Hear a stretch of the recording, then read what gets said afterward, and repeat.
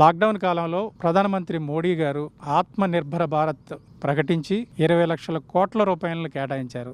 ఇది అభివృద్ధికి ఎంతవరకు ఉపయోగపడిందని మీరు భావిస్తున్నారు?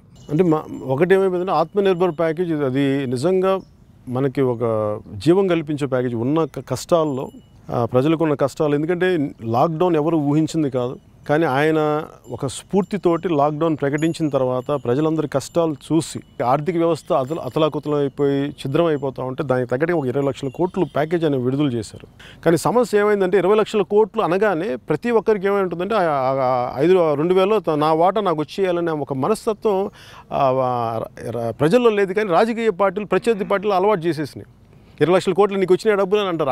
అలా ఎలా మాట్లాడతాం? అలా కూర్చోబెట్టి మనకి ఇచ్చిన డబ్బుని ఒక చిన్న సైజు వ్యాపారస్తులకి, లేదంటే ఒక చిన్న ఫుట్పాత్ వ్యాపారాల దగ్గర నుంచి పై స్థాయి వ్యాపారుల దాకా, చిన్న పరిశ్రమలు నడిపే వాళ్ళ దాకా అది వారికి ఆర్థికంగా బ్యాంకుల దగ్గర నుంచి వాళ్ళకి మీరు వెళ్ళి అప్లై చేసుకుంటే వస్తాయి. మార్కెట్ని పెంచి దానివల్ల ఆదాయం పెరిగి దానివల్ల లబ్ధి పొందుతారు. ఎందుకంటే అప్పులు ఇచ్చేవాళ్ళు లేని దాంట్లో చాలా తక్కువ షరతులతో అసలు ఇబ్బందులు లేకుండా అలాంటి సదుపాయం కేంద్ర ప్రభుత్వం ఇచ్చినప్పుడు దానిని అలా చూడకుండా కొంచెం మాట్లాడితే అది మనం దాన్ని ప్రత్యర్థి పార్టీలు మాట్లాడే విధానం తప్ప నిజంగా అది లబ్ధి పొందిన వాళ్ళు, నిజంగా వెళ్ళిన వాళ్ళు అడిగితే వాళ్ళు 2 చేతులతో దండం పెడతారు మోడీ గారికి.